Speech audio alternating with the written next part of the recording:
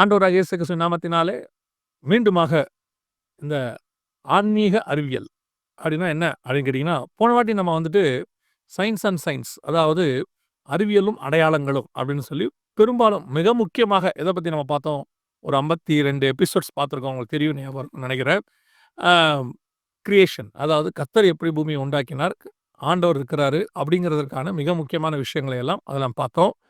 இது என்னன்னா ஆன்மீக அறிவியல். இது வெறும் கிரியேஷனை பத்தி அல்லது பரிணாம வளர்ச்சி, எவல்யூஷன் தியரி இதை பத்தி மட்டும் அல்ல.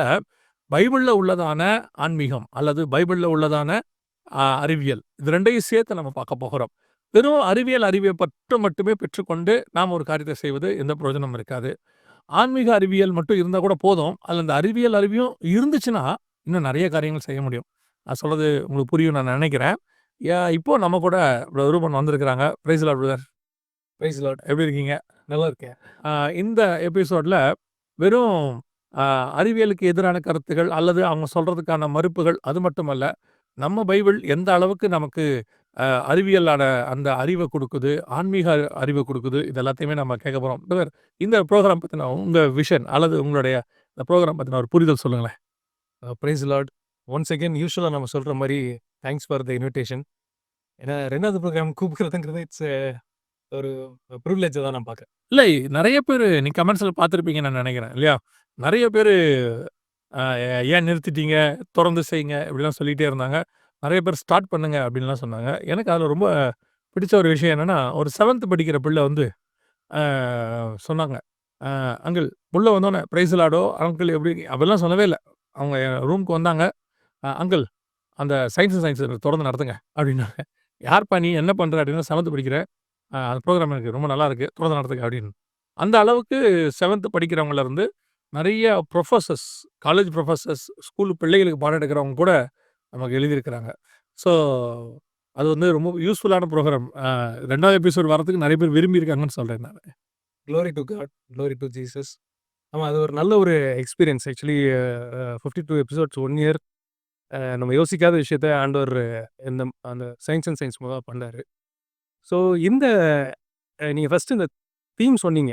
தீம் ரொம்ப இன்ட்ரெஸ்டிங்காக இருந்தது கேட்கும்போது. ஆன்மீக அறிவியல், ஸ்பிரிச்சுவல் சயின்ஸ், ஒரு பைபிள் சயின்ஸ், இந்த மாதிரி இதெல்லாம் எனக்கு புரிஞ்சிச்சு ஆக்சுவலி. ஸோ இதில் என்ன பண்ணலாம் அப்படின்ட்டு அதை பற்றி நம்ம ஃபர்தராக டிஸ்கஸ் பண்ணும்போது, நிறைய இடத்துல இந்த விஷன் ஸ்டேட்மெண்ட்டுன்னு ஒன்று யூஸ்வலாக இருக்கும். நம்ம இந்த ப்ரோக்ராம் ஆரம்பிக்கிறதுக்கு முன்னாடியுமே அதை போட்டிருப்போம். ஆனால் அதை படிச்சிருப்பாங்களாங்கிறது ரொம்ப ஒரு 95% பண்ண மாட்டாங்க. இல்லை, நம்ம மக்கள்கிட்ட ஒரு நல்ல குணம் இருக்குது, பார்ப்பாங்க, படிக்க மாட்டாங்க. டேர்ம்ஸ் அண்ட் கண்டிஷன்ஸை என்றைக்கு நம்ம படித்தோம் மொபைலில் இல்லையா? மொபைலில் ஒரு ஆப்பை டவுன்லோட் பண்ணும்போது டேர்ம்ஸ் அண்ட் கண்டிஷன்ஸ்னு ஒன்று போடுவாங்க இல்லையா? ஆமாம், ஐ அக்ரின்னு தான் நம்ம கொடுத்துருக்கோம். என்னைக்கு படித்து பார்த்தோம்? அது நம்ம படிக்கவும் முடியாது. அந்த மாதிரி தான். ஸோ இதில் அந்த அந்த தீம், அந்த ஆப்ஜெக்டிவ் நம்ம வச்சுருக்கோம் இல்லையா, அதை வச்சு நம்ம ஆரம்பித்தா நல்லா இருக்கும்னு நான் விரும்புகிறேன். ப்ளீஸ், ரொம்ப சந்தோஷம். அந்த ஆப்ஜெக்டிவ் நீங்கள் எக்ஸ்பிளைன் பண்ணால் கூட நல்லா இருக்கும்னு நினைக்கிறேன் நான். கட்டாயமா. ஸோ இதில் என்ன நம்ம தீம் செட் பண்ணியிருக்கோம்னா, ஆன்மீக அறிவியல், Bible science series design to empower the present generation believers with systematic understanding of biblical theology. அதோட சேர்த்து நம்ம இன்னொரு ஒரு பிளான் இதில் வச்சுருக்கோம். This is aimed at training them to engage with questions about biblical world view through an apologetic approach. சிஸ்டமேட்டிக்காக ஒரு biblical தியாலஜியை, ஒரு இறையியல் பற்றி, இறையியல், அது எப்படி ஒரு மீதி ஒரு படிப்பு இருக்கோ, அது இப்போ ஃபார் எக்ஸாம்பிள் எப்படி ஒரு மேத்தமெட்டிக்ஸ் இருக்கோ, ஃபிசிக்ஸ் இருக்கோ, கெமிஸ்ட்ரி இருக்கோ, அது எந்த அளவுக்கு சிஸ்டமேட்டிக்கான படிப்போ அதுக்கு இணை இல்லாட்டி அதுக்கு மேலான படிப்பு தான் தியாலஜிங்கிறது. கண்டிப்பாக கடவுளை பற்றி தான அறிவு, அந்த பைபிளை பற்றி தானே ஒரு ஞானம். அதுதான் இன்றைக்கி நம்ம ப்ரைமரியாக இந்த மொத்த எபிசோட்ஸ், இந்த மொத்த சீரீஸ் காட் எவ்வளோ நாள் ஒரு வில்லிங் வச்சுருக்காரோ அது வரைக்கும் அதை வச்சு தான் நம்ம பேச போகிறோம். ஸோ இது வந்து ஒரு வேதாகம படிப்பு மாதிரியே இருக்கும். அது ஒரு தொடர்ச்சியாக பார்க்குறவங்களுக்கு இது ஒரு பாடத்திட்டம் மாதிரியே கூட இருக்க வாய்ப்பு இருக்குது. அதுதான் யூஸ்வலாக நம்ம எப்பவுமே சொல்கிறது. சீரியஸான வியூவராக ஒருத்தர் இருந்தாருன்னா, அவர் வந்து வரிசையாக பார்த்தாருன்னா, இதுவும் லாஸ்ட் டைம் இருந்த மாதிரி மாடியூல் மாதிரி தான் இருக்கும். ஒவ்வொரு சாப்டரும் ஒவ்வொரு கோர்ஸ் கண்டென்ட் மாதிரி ஒரு மாடியூல் மாதிரி அப்படியே போயிட்டு இருக்கோம். இந்த சீரியஸாக ஒரு சீரியஸாக பார்த்தாருன்னா அவருக்கு ஒரு பிரோஜனமாக இருக்கும் அவருக்கு. டெஃபினட்டாக. அதோட சேர்த்து இப்போ நிறைய கொஷின்ஸ் வரும். சில பேருக்கு வந்து நக்கலாக, சில பேர் ஒரு வெளிவரை பார்த்து கொஷின் பண்ணுவாங்க, சில பேர் உண்மையிலேயே தெரிஞ்சுக்கணுங்கிறதுக்காக கொஷின் பண்ணுவாங்க. இந்த மாதிரி கொஷின்ஸ்லாம் எப்படி ஹேண்டில் பண்ணுறது? அது எப்படி ஒரு அப்பாலஜெட்டிக் பெர்ஸ்பெக்டிவ்ல அப்பாலஜெட்டிக்ஸ் தீம்ல அவங்க எப்படி ஆன்சர் பண்றது அப்படிங்கிறதையும் நம்ம சிஸ்டமேட்டிக்கா பார்க்கணும். வேதாகமத்திலிருந்து. ஏன்னா, இயேசுநாதர்கிட்ட வந்து இந்த வேதாகமத்தில கேள்வி கேட்கிற ஆட்கள் இருக்காங்கல்ல, அவங்கள பேஸ் பண்ணி தான் அவர் பதில் சொல்றதே இருக்கும். பரிசேயர், சதுசேயர் இருந்தா அந்த பதில் வேற மாரி இருக்கும். அதுவே சீஷர்களா இருந்தா பதில் வேற மாதிரி இருக்கும். 2மே இல்ல விசுவாசிகளா இருந்தா அவங்களுக்குரிய பதில் வேற மாரி இருக்கும். ஒரு உதாரணத்துக்கு பரிசேயர் சதுசேயர்ட்ட பேசும்போது புளித்த மாவை குறித்து பேசுவாரு. சமாரியா ஸ்திரீகிட்ட பேசும்பொழுது மணவாளன பத்தி பேசுவாரு. சீஷர்ட்ட பேசும்போது ரகசியங்கள பத்தி பேசுவாரு. அந்த கொஸ்டின்ஸ்க்கான அவர் கொடுக்கக்கூடிய பதில்கள் இருக்கு இல்லையா? ஆளை பேஸ் பண்ணி தான் அதோடைய காரியங்கள் இருக்குன்னு சொல்லுவாங்க. ஸோ நீங்க அத தான் சொல்றீங்கன்னு நான் நம்புறேன். ரைட். ஆமா. ஸோ அத நம்ம அண்டர்ஸ்டாண்ட் பண்ணி அ இத ஓரளவுக்கு நல்லா சிஸ்டமேட்டிக்கா பார்க்குறவங்க, சிஸ்டமேட்டிக்கா பைபிள தெரிஞ்சுக்கணும்னு நினைக்கிறவங்களுக்கு, இது நல்ல ஒரு ஹெல்ப்ஃபுல்லான ப்ரோகிராமா இருக்கும்ன்றது என்னுடைய விசுவாசம். கர்த்தர் அதை வாய்க்க பண்ணுவாராக. இல்லன்னா இவ்வளவு தூரம் கொண்டு வந்திருக்க மாட்டாரு. ஒரு வாய்ப்பு குடுத்திருக்கிறாரு. எல்லா துதிக்கான மகிமை ஆண்டவருக்கே. இப்ப நம்ம முதலாவதாக என்ன காரியத்த கேட்க போறோம்? அல்லது என்ன காரியத்த பார்க்க போறோம் நம்ம? யூசுவலா பைபிள் நம்ம ஆரம்பிக்கிறதுக்கு முன்னாடியே ஒரு விஷயத்த நம்ம ஆரம்பிச்சிடணும். என்னன்னா, பைபிள் வந்து பார்த்தீங்கன்னா, ஒரு theoretical book plus practical book. தியரட்டிக்கலா எப்படி நம்ம ஒரு ஸ்கூல்ல இன்னைக்கு இருக்கிற நம்ம ஸ்ட்ரக்சர்ன்னு சொல்றோம் இல்லையா? தியரின்னு ஒண்ணு வந்து படிக்கிறோம். லேப்ல போய் அத செஞ்சு பார்க்குறோம். பிராக்டிகல். இது 2மே பைபிளுடைய அடிப்படை. ஓகே. அடிப்படை சத்தியம் இருக்கும். அத நம்மளுக்கு உணர்த்தி புரிய வச்சு பண்றதுக்கு, அந்த பிராக்டிகல் எக்ஸ்பீரியன்ஸ் குடுக்குறதுக்கு ஹோலி ஸ்பிரிட் ஹெல்ப் பண்ணுவாரு. ஆதியாகமம் 1ஆம் அதிகாரம் இருக்கு இல்லைங்களா? அது வந்து தியரி அப்படின்னு சொல்லுவாங்க. 2ஆம் அதிகாரம் தான் பிராக்டிகல். 1ஆம் அதிகாரத்துல அவர் தியரி எழுதிட்டாரு. வெளிச்சம் உண்டாக கடவுது. அது அப்படியே ஆயிற்று. எல்லாம் ஆயிடுச்சு. பட் எதுக்குள்ளயுமே ஜீவன் வரலன்னு இருக்கும். இன்னும் எல்லாம் பிராக்டிகலா ஆக்டிவேட் ஆகலன்னு இருக்கும். எல்லாமே ஃபார்முலாவா இருக்கு. பக்காவா இருக்கு. இன்னும் சொல்லப்போனா எல்லாம் லேப்ல எல்லாமே ரெடியா இருக்கு. இதெல்லாம் பிளான் மாதிரி எல்லாமே ரெடியா இருக்கு. இத ஆக்டிவேட் பண்ணி அது பிராக்டிகலா எக்ஸிக்யூட் ஆகுறது வந்து பார்த்தீங்கன்னா, 2ண்ட் சாப்டர்லன்னு சொல்லுவாங்க. அவர் ஜீவ சுவாசத்தை ஊதினார். அவன் ஜீவ ஆத்துமாவானான். மழையை பெய்ய பண்ணினார். பூமியிலிருந்து எழும்பின கொனி பூமியை நிரப்பிற்று. அதனாலே விளைந்தது. இது எல்லாமே ஒரு தியரிட்டிக்கலா இருந்தது. பிராக்டிகல் ஆச்சு அப்படின்னு சொல்லுவாங்க. ஸோ நீங்க பைபிள் வந்து அப்படிதான் இருக்குன்னு சொன்ன உடனே எனக்கு இது ஞாபகத்துல வந்துருச்சு. ஆண்டவர் ஃபர்ஸ்ட் தியரி எழுதிட்டாரு. ஃபார்முலாவ. அடுத்து அத ஆக்டிவேட் பண்ணி காட்டி பிராக்டிகல் ஆக்குறாரு. ஆமா. ஒரு பயங்கர இன்ட்ரஸ்டிங்கான புக் வந்து பார்த்தீங்கன்னா, பைபிள். ஒரு சின்ன எக்ஸாம்பிள் சொல்றேன் பாருங்களேன். உபாகமம் 22:8 பாருங்க. "நீ புது வீட்டைக் கட்டினால், ஒருவன் உன் மெத்தையிலிருந்து விழுகிறதினாலே, அந்த இரத்தப்பழி உன் வீட்டில் மேல் சுமத்திக் கொள்ளாதபடிக்கு, அதற்கு கைப்பிடி சுவரைக் கட்ட வேண்டும்." ஒரு பிலீவர் வீடு கட்டினா கூட, மாடி கட்டும்போது அதுக்கு சைடுல செவுரு வைக்கணும். ஓகே. செவுரு இல்லாம யாராவது ஒரு சின்ன பிள்ளை போய் கீழ விழுந்துருச்சுன்னா, அந்த இரத்தப்பழி அந்த வீட்டுக்கு மேல வந்துரும். காரப்பட் வால்ன்னு சொல்லுவாங்க அத நம்ம. இந்த கைப்பிடி பிடிச்சு எழுதுறது, ஏறுறது. அப்புறம் மேல சுத்து சுவருன்னு சொல்லுவாங்க அத. ஆமா. ஓகே. ஒரு வீடு எப்படி கட்டிக் குடுக்கணும், எப்படி கட்டணுங்கிற அளவுக்கு சொல்ற ஒரு ஒரு மிகப்பெரிய ஒரு புக் தான் பைபிள். நம்ம நெறைய பேர் ஸ்பிரிச்சுவல் மட்டும் தான் இது சொல்லுதுன்னு நெனச்சுக்குவாங்க. ஒரு மனுஷ வாழ்க்கை எப்படி இருக்கணும்? டெஃபினிஷன் என்ன? ஒரு கான்ஸ்டிடியூஷன்ல வந்து மொத்தமும் டெஃபினிஷன்ஸ் இருக்கும். இதெல்லாம் இத வந்து ஒவ்வொன்னுமே டிஃபைன் பண்ணியிருப்பாங்க. அதோட பல மடங்கு ஒரு அட்வான்ஸ்டா, பல மடங்கு மனுஷனுக்கு தேவையான அத்தனையும் பைபிள்ல ஆண்டவர் எழுதி குடுத்துருக்காரு. எனக்கு இது பார்க்கும்போது ரொம்ப ஆச்சரியமா இருக்கு. அதுலயே இப்ப இது வந்து ஒரு வீடு கட்டுறதுக்கான ஒரு இது. அப்படியே நீங்க போயிட்டீங்கன்னா, ஒரு ராணுவத்துக்கு தேவையான சட்டம். ஒரு நாட்டை நடத்துறதுக்கு தேவையான ஒரு அடிப்படை சட்டம் என்னவோ, அத மொத்தத்தையும் எழுதி குடுத்துருக்கிறாரு. ஒரு நாட்டை நடத்த தேவையான சட்டம். ஒரு வீட்ட சேஃப்டியா வைக்கிறதுக்கு தேவையானதான ஒரு பொருள். இத தாண்டி நீங்க உபாகமத்துல இன்னும் இருக்கு. 23ஆம் அதிகாரம் நெனைக்கிறேன். அங்க போனீங்கன்னா, ஒரு தனிப்பட்ட மனுஷன் ஒரு ரெஸ்ட் ரூம் போணும். ஏன்னா, இவங்க 40 வருஷம் போறாங்க. ரெஸ்ட் ரூம் போணும். எங்க போணும்? பாளையத்த விட்டு வெளிய போய் போணும். அத இன்ன வரைக்கும் நம்ம ஊர் பக்கத்துல பார்த்தீங்கன்னா, ஒரு வேர்ட் யூஸ் பண்ணுவாங்க. வெளிக்கு போறேன்பாங்க. ஓ! இல்லையா? வெளிய போறேன்றது தான் அது வெளிக்கு போறேன்ற அர்த்தம். அது என்ன அர்த்தம்னா, பாளையத்த விட்டு வெளிய போயிரு அப்படிங்கிறாரு. அடுத்து குழி தோண்டி போம்பாரு. இன்னைக்கு உள்ள நீங்க எப்பேர்ப்பட்ட restroom technology western, Indian எடுங்க. குழி தான் இருக்கும். இதெல்லாம் ஒரு தனிப்பட்ட மனிதனுக்கு ஒரு டெய்லி காலையில ரெஸ்ட் ரூம் எப்படி போகணுங்கிறத ஒரு குழந்தைக்கு சொல்லிக் குடுக்க ஒரு தாய் தானே சொல்லிக் குடுப்பாங்க. ஒரு பிள்ளைய வளரும்போது 2 வயசு முன்னாடி அத ரெஸ்ட் ரூம்ல கொண்டு போய் கிளாஸ்ல உட்கார வைப்பாங்க. இப்படிதான் நீ உட்காரணும்னு சொல்லி தருவாங்க. அதுல ஆரம்பிச்சு ஒரு வீடு கட்டுறது. ஒரு பெரிய மனுஷனுக்கு என்ன தேவையோ, ஒரு நாட்ட நடத்துறதுக்கு ஒரு ராஜாவுக்கு என்ன தேவையோ, அத்தனை செக்டார்லயும் தனித்தனியா ஃபார்முலா மாரி எழுதி குடுத்துருக்காருல்ல. அன்பிலியபிள். ஆக்சுவலி இத தான் இப்ப இத தான் நம்ம சிஸ்டமேட்டிக்கா படிக்கணும்னு சொல்லுவோம். இது வந்து ஒரே நாள்ல, ஒரே செகண்ட்ல அப்படியே படிச்சுட்டு போற விஷயம் கிடையாது. இப்ப நெறைய பேர் என்ன நெனச்சுக்கிறாங்கன்னா, ஒரு இத ஒரு கம்பேரிசனா சொல்றேன் பாருங்களேன். கடைசி 1000 வருஷத்துல, ஒரு 10 நூற்றாண்டுல எழுதின மிகப்பெரிய சயன்ஸ் புக் எது அப்படின்னு கேட்டாங்கன்னா, யூசுவலா சொல்ற விஷயம் பார்த்தீங்கன்னா, நியூட்டன் எழுதின புக். அதனுடைய லாட்டின் நேம் பார்த்தீங்கன்னா, பிரின்சிபி நேச்சுரலிஸ் பிரின்சிபாலியா மேத்தமேட்டிகா. இதான் உங்களோட லாட்டின் டெர்ம். அது இங்கிலீஷ்ல எப்படி டிரான்ஸ்லேட் பண்ணி சொல்லுவாங்கன்னா, mathematical principles of natural philosophy அப்படின்னு 1687ல அவர் எழுதின புக் வந்து பார்த்தீங்கன்னா, கடைசி 1000 வருஷத்துல எழுதப்பட்ட சயின்ஸ்ல மிகப்பெரிய ஒரு ரெவல்யூஷன கொண்டு வந்த புக் இதுதான். ஓகே. இதுக்கு ஈக்குவலா ஒரு புக் இல்லன்னு கூட சொல்லலாம். கடைசி 1000 வருஷத்துல. கடைசி 1000 வருஷத்துல. ஓகே. 11ஆம் நூற்றாண்டுல இருந்து 2000 வரைக்கும் எடுத்துக்கிட்டீங்கன்னா கூட, இது மாரி ஒரு ஃபவுண்டேஷனல் புக்கு சயின்ஸ்ல இருக்கான்னு கேட்டா, இல்லன்னு கூட சொல்லலாம். அப்ப புரியும்படி சொல்லணும்னா, அதுக்கு முன்னாடியும் இல்ல, அதுக்கு பின்னாடி. இந்த இந்த 2000 வருஷம் 1000 வருஷத்துல இல்ல. இல்ல. ஓகே. இப்ப நீங்க இத எடுத்துக்கங்களேன். இவர் வந்து 1687னா அட்லீஸ்ட் ஒரு 300, 350 வருஷத்துக்கு முன்னாடி எழுதின புக்கு. ஓகே. இன்னையிலருந்து. ஒரு 300 வருஷத்துக்கு முன்னாடி எழுதின புக்கு. இத எப்ப பசங்க படிப்பாங்க அப்படின்னா, அத 3ஆ நீங்க பிரிச்சுக்கோங்க. நியூட்டோனியன் இத வந்து 3ஆ பிரிச்சுக்கங்க. அந்த பேசிக்ஸ், அதாவது மோஷன்னா என்ன? ஸ்பீடுனா என்ன? இதெல்லாம் 6லேருந்து 8 வரைக்கும் படிப்பாங்க. ஓகே. அதே புக்ல கொஞ்சம் அட்வான்ஸ்டா இருக்கு. லாஸ் ஆஃப் மோஷனு, மீதி லாஸ், அப்புறம் வந்து gravitation, Newton's first law of motion, second law, third law இதெல்லாம் இருக்கு. கிராவிடேஷன் ஃபோர்ஸ் இதெல்லாம் 8லேருந்து 11த் வரைக்கும் படிப்பாங்க. அதுல அவர் கொஞ்சம் அட்வான்ஸா கால்குலஸுமே நியூட்டன் உருவாக்குனது தான் ஆக்சுவலி. இன்டகிரேஷன், மேத்தமேட்டிக்ஸ் நம்ம கால்குலஸ்லாம் இருக்கு இல்லையா? அதுவும் அவர் அதெல்லாம் எப்போ வரும்னா 11த்ல வரும்.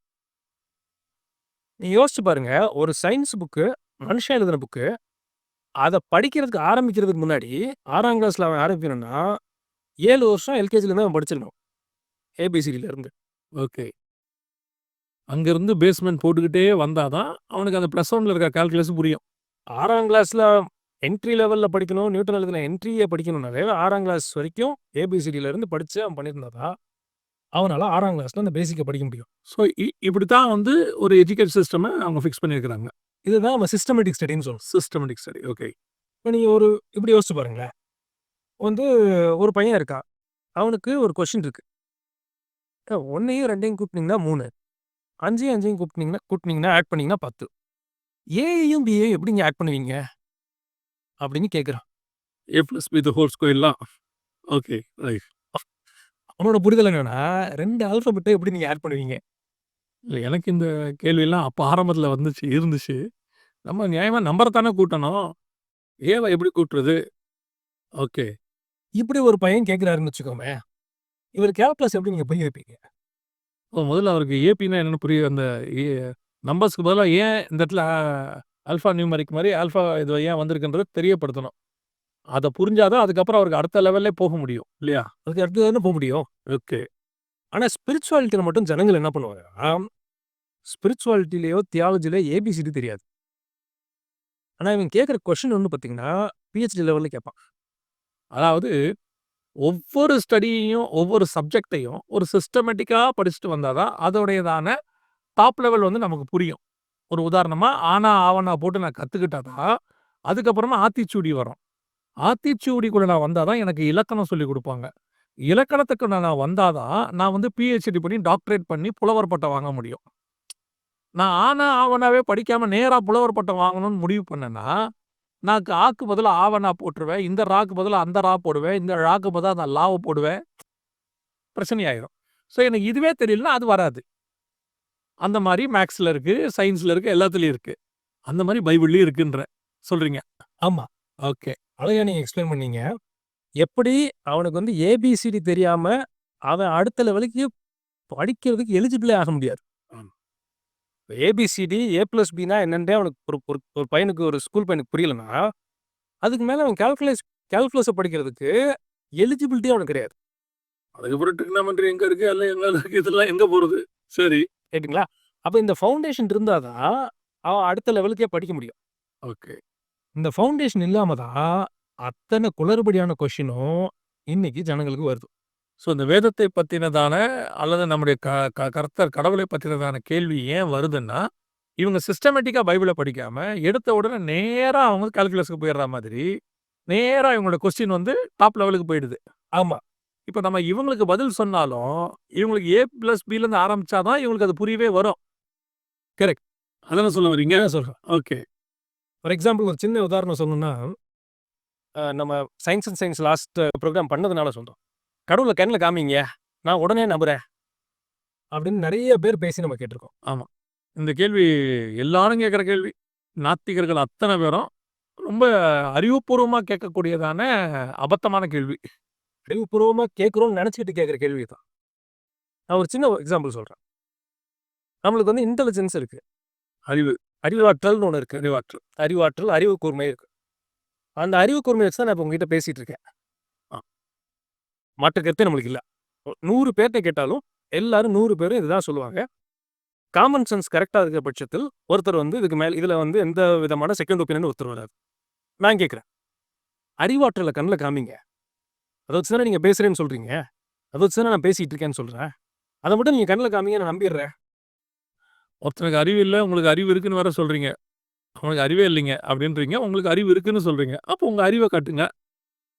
எக்ஸாக்ட்டா சொல்றீங்க. எக்ஸாக்ட்டா நீங்க சொல்றீங்க. மூளைய நீங்க காமிக்கலாம்.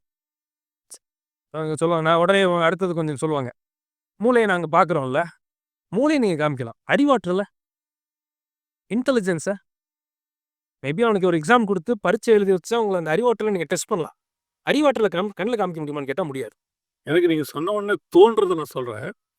இப்போ மூளைய காமிங்கங்கிறது வந்து ஃப்ளஷ் அண்ட் பிளட். ஆமா. இல்லையா? அறிவாற்றல காட்டுங்கிறது ஒரு ஸ்பிரிட்டுக்கான ஈக்குவலான ஒரு விஷயம். ஸ்பிரிச்சுவலா அதுதான் கரெக்ட். ஸ்பிரிச்சுவலா அதானே கரெக்ட். இல்லையா? அப்ப கடவுளை கண்ணுல பார்க்கணுங்கிறது ஃப்ளஷ் அண்ட் பிளட். கடவுளுங்கிறது ஸ்பிரிட். கரெக்ட். அந்த ஸ்பிரிட்ல உள்ளவர நீங்க மூளைய காட்டுனா காட்டலாம். ஆனா அறிவாற்றல எப்படி காட்ட முடியும்? அத புரிஞ்சுக்க முடியும், உணர முடியும். இல்லையா? ஒரு இடத்துல உங்களுக்குள்ள அந்த அறிவாற்றல் இருக்குங்கிறத எக்ஸ்பிளைன் பண்ண முடியும், நிரூபிக்க முடியும். டெஸ்ட்டும் பண்ண முடியும். டெஸ்ட்டும் பண்ண முடியும். அந்த மாரி தான் நீங்கள் கடவுளையும் பார்க்கணும். இல்லையா? ஓகே. இப்ப சொல்றீங்க இல்லையா? இதுக்கு பேர் தான் தியாலஜி. ஓகே. இப்ப இந்த பேசிக்ஸ் ஃபவுண்டேஷன் ஒருத்தர் இருந்தா, அந்த கொஸ்டினே அவர் கேட்க மாட்டார். இந்த ஃபவுண்டேஷன் இல்லாதனால தான், அந்த மாரி ஒரு குதர்க்க மார ஒரு கொஸ்டின கேட்டுட்டு, கேட்கறது மட்டும் இல்ல, புத்திசாலின்னு வேற நெனச்சுக்கிறாங்க. அதுக்கு பேரு அறிவு, பகுத்தறிவு அதுக்கு பேரு. நான் எப்பவும் சொல்லுவேன் பிரதர். பகுத்தறிவு என்பது கடவுள் இல்லை என்பது பகுத்தறிவு அல்ல. கடவுள் இருக்கிறாரா, இல்லையா என்பது பகுத்து அறிவது தான் பகுத்தறிவு. அழகா சொன்னீங்க நீங்க. இல்லையா? நான் ஒரு விஷயத்த பார்க்கலன்றதுனால இல்லன்னு அர்த்தம் இல்ல. நான் பார்க்காத எத்தனையோ விஷயங்கள் இதே பூமிக்குள்ள இருக்கு. நான் பார்க்கல அவ்வளோதான். யாரோ ஒருத்தர் பார்த்திருப்பாங்க. அவங்க உணர்ந்திருப்பாங்க. அதனால அது இல்லன்னு எனக்கு இல்லன்னு ஆயிடாதுல்ல. என்னை பொறுத்தவரைக்கும் தெரியலன்னு வேணா சொல்லிக்கலாம். இல்லன்னு சொல்ல முடியாது. கரெக்ட். நெறைய பேர் இன்னைக்கு இவங்க பார்க்காத ஒரு விஷயம்ன்றதுனால இல்லன்ற முடிவுக்கு வந்துட்டாங்க. எத்தனையோ பேர் பார்த்திருக்காங்க, உணர்ந்திருக்காங்க. நான் பார்க்கல, அதனால இல்ல. அப்படிங்கிறது எவ்வளவு தூரம் ஏற்றுக்கொள்ள முடியாத ஒரு கருத்தோ, அதே மாரி தான் கடவுளை பத்தின இவங்களுடைய கூற்றும் இருக்கிறது. இல்லையா? அழகா சொன்னீங்க நீங்க. ஸோ இது ஒரு சைடு. இன்னொரு சைடு, இந்த தியாலஜி ஏன் தேவை அப்படின்னு கேட்டீங்கன்னா, ஒரு வசனம் சொல்றேன் பாருங்க. யோவான் 12:26 ஆண்டவர் சொல்றாரு. ஒருவன் எனக்கு ஊழியம் செய்தால் அவனை பிதாவானவர் கனம் பண்ணுவார். இது வசனம். போன ஜெனரேஷன்காரங்க கடவுளே மனுஷனை கனம் பண்ணுவாரா அப்படின்னு தான் இதை புரிஞ்சிருப்பாங்க. இன்னைக்கு இருக்கிறவன் என்ன கேட்பானா, அவர் எதுக்கு என்னைய கனம் பண்ணணும்? அது எனக்கு என்ன பிரயோஜனம்? கடவுள் கனம் பண்ணி எனக்கு என்ன ஆகப்போது? ஏதோ 10 கோடி ரூபா குடுத்தா கூட பரவால்ல. கனம் பண்றதுல என்ன இருக்கு? அப்படிதான் கேட்க போறாங்க இன்னைக்கு. இப்ப நீங்க சொன்னீங்க இல்லையா, இந்த பணம்னு சொன்னா கரெக்டா இன்னைக்கு புரியும். பணம்னு சொன்னீங்கன்னா 21ஆம் நூற்றாண்டுல வாழ்ற ஜனங்களுக்கு வேற எது புரியுதோ இல்லையோ இது கரெக்டா புரியும். ம். அவர் யார் என்னை கனம் பண்ண சொன்னா? நான் கேட்கவே இல்லையே அப்படின்னு பேசுவாங்க. ஏன் இப்படி பேசுறதுக்கு தோணுது மனுஷங்களுக்கு அப்படின்னா, அவங்களுக்கு தியாலஜியை பத்தியான பேசிக் அறிவே இல்ல. ஓகே. இங்க தான் சிஸ்டமேட்டிக் தியாலஜிங்கிறது நமக்கு தேவைப்படுது. அந்த அடிப்படை இறையியல் அறிவு இருந்தால் மட்டும் தான், அப்போ கடவுள் ஏன் கனப்படுத்தணும்? கடவுளுடைய அதனால கிடைக்கக்கூடிய பலன்கள் என்னங்கிறத பத்தினதான ஒரு அறிவே நமக்கு கிடைக்கும். அந்த மேன்மையே இது தெரிஞ்சாதான் புரியும் ஓகே. இல்லையா? நான் நெறைய நேரம் பார்த்துருக்கேன். ஒருத்தர் வந்து எனக்கு தெரிஞ்ச ஒரு ஒரு ஒரு என்னோட ரிலேட்டிவ் ஒரு பையன் ஒருத்தர் இருக்காரு. ட்ரெயின போய் வேடிக்கை பார்க்கிறத பெரிய ஆளுங்க பண்ணி நீங்க பார்த்துருக்கீங்களா? இல்ல. பார்த்துருக்க மாட்டீங்க. அங்க பாருங்க கேஷுவலா போயிட்டு தான் இருக்கும். கேஷுவலா. ஆனா ஒரு குரூப் ஆஃப் பீப்பிள் இருக்காங்க. ட்ரெயின் கேச்சர்ஸ் அப்படின்னு தான் அவங்க பேரு. எப்படி இப்போ வந்து உங்களுக்கு ஸ்டாம்ப சேர்த்து வைக்கிறது ஒரு ஃபேஷனோ, ஹாபியோ, பல நாட்டுடைய காயின்ஸ சேர்த்து வைப்பாங்க. இந்த பீப்பிளுக்கு நீங்க ட்ரெயின பத்தி கேட்டீங்கன்னா, அக்கு வேற ஆணி வேறா சொல்லுவாங்க. அவங்க கிட்ட உட்கார்ந்து 10 நிமிஷம் பேசினா தான், நம்மளுக்கு என்ன இப்போ ஒரு சாதாரண ஒரு ஆளுக்கு இப்ப எனக்கு பார்த்தீங்கன்னா, ட்ரெயின் போகுது. ட்ராக் போட்டுருக்காங்க. அது கரண்ட் போகுது. அதுல இருக்க டெக்னாலஜி எனக்கு எதுவுமே தெரியாது. நம்ம காசு குடுக்குறோம், போறோம். அவன் மிஞ்சி மிஞ்சி போனா நம்ம கேட்போம். "சும்மாவா கூட்டிட்டு போறாங்க என்னைய? காசு குடுத்து தானே கூட்டிட்டு போறான்." அப்படின்னு நம்ம சொல்லுவோம். ஆனா இந்த ஃபீல்ட்ல நல்ல பேஷனேட்டா இருக்கவங்கள்ட்ட கேட்டா தான், அதனுடைய மேன்மையே நம்மளுக்கு புரியும். அவ்வளோ டைம் ஸ்பெண்ட் பண்றாங்க அவங்க. இந்த இன்ஜினோட ஹெச்பி என்னன்னு உங்களுக்கு தெரியுமா? இதனுடைய டெக்னாலஜி என்னன்னு தெரியுமா? இதனுடைய ஹார்ஸ் பவர் எவ்வளோன்னு தெரியுமா? எக்கச்சக்கமா பேசுறாங்க அவங்க. அப்ப அதுல அவங்க ஸ்டடி பண்றதுனால தான், அதனுடைய மேன்மை அவங்களுக்கு தெரியுது. நம்ம இன்னைக்கு இருக்க ஜனங்களுக்கு ஏன் இந்த மேன்மை தெரியலன்னா, ஏபிசிடியே தெரியாம கால்குலஸ பத்தி யோசிக்கிற விஷயம். இந்த மாடர்ன் ஆர்ட்ன்னு சொல்லுவாங்க. நவீன ஓவியங்கள் அப்படிம்பாங்க. 99% மக்களுக்கு புரியாது. இந்த மாடர்ன் ஆர்ட்டே புரியாது. ஆர்ட்ஸ் படிச்சவங்களுக்கு அத பத்தின ஒரு புரிதல் இருக்கும். அந்த ஒரு வரைஞ்சவர் என்ன நோக்கத்துல வரைஞ்சாருங்கிறதான ஃபீலோட அத பார்ப்பாங்க. இல்லையா? மிச்ச 99% புரியலங்கிறது வேற. பரியாசங்கிறது தான் 2வது ரொம்ப இம்பார்ட்டன்ட். கிறுக்கி வச்சிருக்காங்க. கிறுக்கி வச்சிருக்காங்க. ஏம்பா அதுல என்னப்பா ஒரு கோடு போட்டு விட்டுருக்கான், அந்த படத்துக்கு போய் 1,50,000ங்கிறீங்கம்பாங்க. அப்ப அந்த மாதிரி இறையியல பத்தினதான புரிதலும், அது உள்ள இருக்கிறவங்களுக்கு மட்டும் தான் அதோடைய டெப்த் தெரியுது. இல்லையா? கடவுள பத்தினதான புரிதலும், அதுல உள்ளவங்களுக்கு தான் டெப்த் தெரியுது. ஆனா, வெளிய இருந்து பார்க்கும்போது, எதுக்கு இவ்வளோ நேரம் உட்காந்து டைம் ஸ்பெண்ட் பண்ணிக்கிட்டு, அப்படிங்கிறதான ஒரு காரியம் தான் அதுல இருக்குன்னு நெனைக்கிறேன் நான். ஆமா. அது ஏன் அப்படி அவங்க பேசுறாங்கன்னா, அவங்களுக்கு அந்த பேசிக் புரிதல் இல்ல. இறையியல் அறிவு இல்ல. அந்த சிஸ்டமேட்டிக் தியாலஜியும் தெரியல. அவங்களுக்கு அதோட மேன்மையும் தெரியல. அதனால இது என்னங்க, என்னமோ பேசிட்டு இருக்கீங்க அப்படின்னு தான் அவங்க பேசுறாங்க. ஆனா, நம்ம சொன்ன மாரி, ஒரு மனுஷன் வாழ்க்கை வீடு கட்டினா செவுரு இருக்கணுங்கிற வரைக்கும், ஏபிசிடில இருந்து ஒரு மனுஷன் மரணம் வரைக்கும் எப்படி இருக்கணுங்கிற ஒரு ஒரு லாவ, சட்டத்த, விதிய நம்மளுக்கு குடுத்து வச்சிருக்காரு. இது அவ்வளோ இது புரிஞ்சிருச்சுன்னா, மரணத்துக்கு அப்புறம் என்ன இருக்குதுங்கிறது அதுல புரிஞ்சிரும். ஆமா. இந்த ஏபிசிடி புரிஞ்சுச்சுன்னா, அந்த 8ஆம் கிளாஸ்க்கு மேல என்ன படிக்கணுங்கிறது அவங்களுக்கு புரியும். அந்த ஏபிசிடியே தெரியாம, இவங்க ஏதோ பெருசா கொஸ்டின் கேட்கிறோம்னு நெனச்சுட்டு எனக்கு ஏதாவது ஒண்ணு கேட்டாங்கன்னா, இப்படி மாரி தான் ஏதாவது வந்து நிப்பாங்க. ரொம்ப ரொம்ப டீட்டெயிலான எக்ஸ்ப்ளனேஷன் பிரதர். ரொம்ப சந்தோஷம். இப்ப நம்ம இந்த இறையியல் சம்மந்தப்பட்ட வேற ஏதாவது இதுல கேள்விகள் பார்க்குறோமா? ஆமா. இதுல இன்னொன்னு வந்து, நெறைய பிலீவர்ஸ், நல்ல பிலீவர்ஸ் இருப்பாங்க. அவங்களுக்கு என்னன்னா, அவங்க பிலீவ் பண்றத சொல்ல தெரியாது. இது மேஜர் ப்ராப்ளம் பிரதர். ஆமா. அவங்களுக்கு இருக்குன்னு தெரியுது. ஆனா, அத அவங்களுக்கு காட்டத் தெரியாது இல்லையா? அதாவது ஒரு கொஸ்டின் கேட்பாங்க. ஸ்கூல்லயோ சில பேர் வந்து நீங்க ஆரம்பத்துல சொன்னீங்க இல்லையா? பரிசேயர்கள் கேட்கும்போது ஆண்டவர் ஒரு விதமா பதில் சொல்றாரு. சீஷர்கள் கேட்கும்போது ஒரு விதமா பதில் சொல்றாரு. ஒரு பாமரன் வந்து கேட்கும்போது ஒரு விதமா பதில் சொல்றாரு. அப்ப இது மாரி இப்போ ஒரு ஒரு பேசிக்கான Christian world view or biblical world வியூவ பத்தி ஒருத்தர் கொஸ்டின் கேட்கும்போது, அதுக்கு எப்படி பதில் சொல்றது? நம்ம கமெண்ட்ல கூட ஒருத்தர் போட்டிருந்தது எனக்கு நல்லா ஞாபகத்துல இருக்கு. என்னன்னா, நெறைய நேரத்துல என்கிட்ட கேள்வி கேட்பாங்க. நாத்திகர்கள் கேட்பாங்க. பட் எப்படி அவங்களுக்கு அத பதில் சொல்றதுன்னு எங்களுக்கு புரியாது. பட் சயன்ஸ் அண்ட் சயன்ஸ் நிகழ்ச்சியில நெறைய நீங்க குடுத்த அந்த உதாரணங்கள் நெறையா இருக்கு. அதையெல்லாம் நாங்க வச்சுக்கிட்டு இப்ப அவங்ககிட்ட பேசுறதுக்கு எங்களுக்கு யூஸ்ஃபுல்லா இருக்கு. அ ஆர்கியூமென்ட் இல்ல. பட் அவங்க கேட்கிற கேள்விக்கு எக்ஸ்ப்ளனேஷன் குடுக்கறதுக்கு எங்களுக்கு இப்ப ரொம்ப யூஸ்ஃபுல்லா இருக்கு அப்படின்னு சொல்லியிருந்தேன் நான். ஆமா. ஸோ அந்த ஆஸ்பெக்ட்லயும் இந்த ஆன்மீக அறிவியல்ங்கிற ப்ரோகிராம் ஆண்டவருக்கு சித்தமானா கட்டாயமா அது ஹெல்ப்ஃபுல்லா இருக்கும் அப்படின்னு நான் விசுவாசிக்கிறேன். ரொம்ப சந்தோஷம் பிரதர். இந்த முதல் இன்ட்ரோடக்ஷன் எபிசோட் அப்படின்னு நம்ம இத வச்சுக்கலாம். அறிமுக ஒரு எபிசோடாக இருக்கு. இதுல இப்ப நம்ம இறையியல், தியாலஜி அல்லது வேதத்தை சிஸ்டமேட்டிக்கா படித்தல் அப்படிங்கிறதுனா என்ன? அதனுடைய பிரயோஜனம் என்ன? அப்படி படிக்காதவங்க என்ன பண்ணிக்கிட்டு இருக்கிறாங்க? அப்படிங்கிறத வரைக்கும் பார்த்தோம். இதுல ஒரு கொஸ்டினோட நீங்க நிறுத்தி இருக்கீங்கன்னு நான் நினைக்கிறேன் இல்லையா? அதாவது எப்படி பதில் சொல்றது? நெறைய பேருக்கு தெரிஞ்சிருக்கு. அத எப்படி பிரசன்ட் பண்றது? அப்படின்ட்டு. நான் ஒரு கல்யாணத்துக்கு சமீபத்தில போயிருந்தேன். அந்த கல்யாணத்தில பிரியாணி இருக்கு. அ அந்த பிரியாணிய தட்ல குடுக்குறாங்க. ஒரு தட்டு தட்டா கொண்டு வந்து வைக்கிறாங்க. ஆனா வைக்கிற ஆளுக்கு அத எப்படி வைக்கிறதுன்னு தெரியல. நாங்க முன்னாடி உட்கார்ந்துருக்கோம். அவர் தட்ட கொண்டுட்டு பின்னாடி போயிட்டு இருக்கிறாரு. லாஸ்ட்ல உள்ளவருக்கு. இப்ப என்ன இதுல கொடுமைன்னா, அவர் அங்க வைக்கிற தப்பு இல்ல. இவரு ஒவ்வொரு வாட்டியும் போம்போது அத்தன பேரும் அவர் கையே பார்த்துக்கிட்டு இருக்காங்க. அப்போ அங்க 4 பேர் பரிமாறுறாங்க. அப்போ சொன்னாங்க, 2 பேர அங்க பரிமாற சொல்லுங்க. 2 பேர இங்க பரிமாற சொல்லுங்க. அப்ப எல்லாருக்கும் குடுக்கலான்னும்போது, இல்ல நாங்க ஒரு ப்ரொசீஜர் வச்சிருக்கோம். அப்படித்தான் வருவோம் அப்டின்னாரு. அந்த மாதிரி இருக்கு. அத எப்படி பிரசன்ட் பண்றதுன்னு நெறைய பேருக்கு தெரியாது. கர்த்தருக்கு சித்தமானால் வருகிற நாட்கள்ல இந்த புரோகிராம் வழியாக இந்த சிஸ்டமேட்டிக் தியாலஜி அல்லது அ இறையியல் பாடத்தை ஒரு வரைமுறையோட எப்படி படிக்கிறது, முறைப்படி படிக்கிறது எப்படி அப்படிங்கிறத நம்ம பகிர்ந்து கொள்ளலாம். அழகா சொன்னீங்க நீங்க. ஆண்டவராகிய இயேசு கிறிஸ்து நாமத்தினாலே இந்த புரோகிராம் இப்பதான் ஆரம்பிச்சிருக்கிறோம். எங்களுக்காக ஜெபம் பண்ணி கொள்ளுங்க. பிரதர் 2வது செஷன் நம்மோட வர்றதுக்கு ஆண்டவர் அவருக்கு கிருபை தந்தார். நமக்கு ஒரு வாய்ப்பு குடுத்திருக்கிறாரு. இப்போ இதோட பேஸ் இதுதான். இவ்வளவுதான். அதாவது நம்ம வேதாகமத்தினுடையதான இந்த காரியங்களையும், ஆவிக்குரிய காரியங்களையும் ஒரு சிஸ்டமேட்டிக்காக அல்லது ஒரு முறைப்படி நம்ம எப்படி படிக்கணும், அறிவியல் பூர்வமாக. இப்ப இதுல நான் ஒரு விஷயத்த சொல்லிட்டு உங்களுக்கு முடிக்க விரும்புறேன். நீங்க என்ன எக்ஸ்பெக்ட் பண்ணியிருப்பீங்கன்னு நான் நெனைக்கிறேன். நான் அப்படிதான் நெனைப்பேன். இன்னைக்கு எந்த எவிடன்ஸ் சயின்ஸ் ஓரியன்டலா அவர் சொல்லப் போறாரு. எந்த சயின்டிஸ்ட் என்ன அப்படின்னு நீங்க ஒரு எதிர்பார்ப்போட வந்திருப்பீங்க. இந்த எவிடன்ஸ் எல்லாம் எதுக்காக கொடுக்கப்படுகிறது என்றால், இந்த வசனத்துக்காகவும் நம்ம ஆண்டவருக்காகவும் தான்.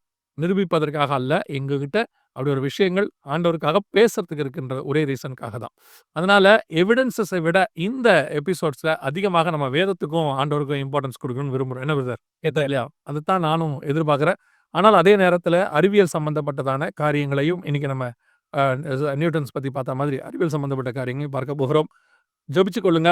பிரதருடைய சேனல் வாய்ஸ் ஆஃப் பைபிள் அதுலயும் இது அந்த சேனல்லயும் இது வரும். அதையும் போய் பாருங்க. கர்த்தரின் சித்தமானால் வருகை தாமதிக்குமானால் இன்னொரு அடுத்த எபிசோட்ல உங்களை சந்திக்கிறோம். God bless you.